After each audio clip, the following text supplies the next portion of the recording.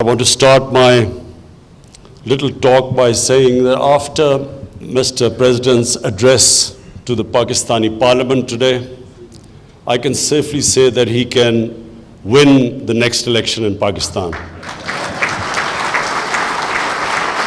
Government benches thumping their desks like they did today, but I've never seen the opposition join in thumping the desk and appreciating the speech like that happened today.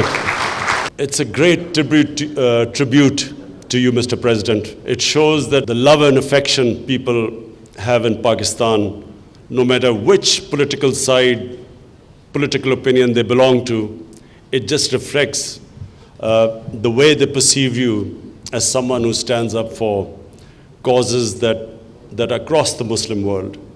The object of this function is for me as the Prime Minister to reiterate that our government will do everything to increase trade relationship, improve trade relationship with Turkey.